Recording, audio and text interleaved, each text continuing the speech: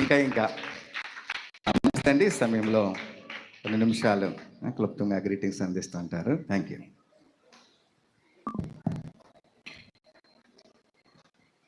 ముందుగా మీ అందరికీ క్రిస్మస్ శుభాకాంక్షలు. Happy Christmas, merry Christmas. నాకు ఈ అవకాశం ఇచ్చిన మా తాతయ్య గారు, జోస్వా తాతయ్య గారికి ప్రత్యేకమైన వందనాలు.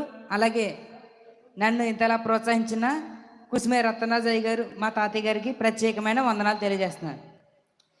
కొద్ది నిమిషాలు గ్రీటింగ్స్ అందించాలనుకుంటున్నాను. అసలే మనం క్రిస్మస్ అంటే ఏంటో ఒక 5 నిమిషాలు చెప్పి నేను ముగించాలని ఆశపడుతున్నాను. క్రిస్మస్ అంటే క్రీస్తుని ఆరాధించుట. తెలుగు పదం చూస్తే 3 అక్షరాలు ఉంటుంది క్రిస్మస్ అనేది. అదే ఇంగ్లీష్ పదం కనుక చూస్తే 6 అక్షరాలు ఉంటుంది. క్రైస్ట్ అంటే క్రీస్తుని, మాస్ అంటే ఆరాధించాలి. అసలు క్రీస్తును ఆరాధించాలి. అసలే అంటే పుట్టినరోజు అయింది ఈరోజు.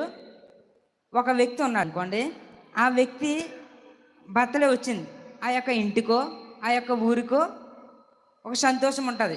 కానీ ఈరోజు జరుపుకున్నాను చూసారా మన బర్త్డే, ఈ లోకమంతా జరుపుకున్నారు ఆయన పుట్టినరోజు. దేవునికి స్తోత్రం. అసలు ఆయనలో స్పెషాలిటీ ఏంటి ఒకసారి మాట్లాడి ముగించుకుందాం. ఆయన యేసుక్రీస్తు.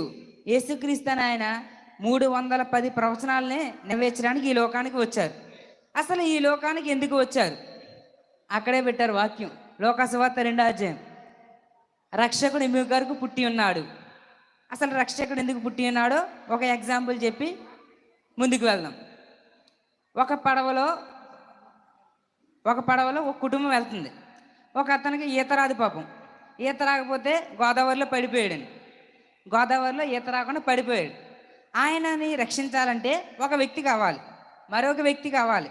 ఆయన ఎలాంటి కావాలి? ఈత వచ్చినాయని కావాలి. అర్థమవుతుందండి? ఈతను వచ్చినాయనే కావాలి. ఈతలో మళ్ళీ బాగా ఎక్స్పీరియన్స్ పర్సన్ కావాలి. అప్పుడైతేనే ఇద్దరు బయటకు వస్తారు. ఈత రాకుండా ఆయన వెళ్ళారనుకోండి, ఇద్దరు కలిపి కొట్టుకెళ్ళిపోతారు. అంటే మనం పాపంలో ఉన్నాం. పాపంలో ఉన్న వాళ్ళని రక్షించడానికి ఎవరు రావాలి? పాపం ఉన్నవాడు వస్తే సరిపోదు, పాపం లేనివారు రావాలి. ఆ పాపం లేనివారు ఎవరు? మన ప్రభు అయిన యేసుక్రీస్తు. అందుకే యోబు గ్రంథం 14:4 ఏమని అంటుందంటే, పాప సహితుడిలో నుండి పాపరహితుడు పుట్టడం ఎలా సాధ్యం అంటుంది. ఆ పాపరహితుడిగా పుట్టిన ఆయనే మన యేసుక్రీస్తు. కాబట్టి మనం కూడా ఆయన యేసుక్రీస్తు ఈ భూలోకంలో 33.5 సంవత్సరాలు జీవించడం జరిగింది. ఆయన ఎలా జీవించాడో మనకు తెలియజేశారు.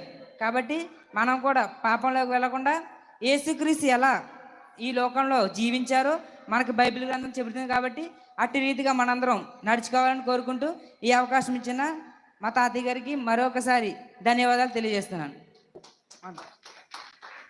దగ్గరికి చప్పట్లు కొట్టి ప్రభునాన్ని మహింపరదండి.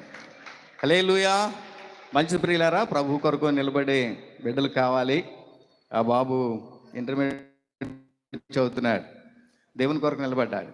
దేవుని కొరకు ఒక 2 ఆ రోజున గొల్లలు చేసిన పని అది.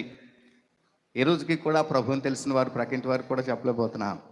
చెప్పాలి ప్రియులారా. మరొకసారి చప్పట్లు కొట్టి ప్రభునాన్ని మహింపరదమా.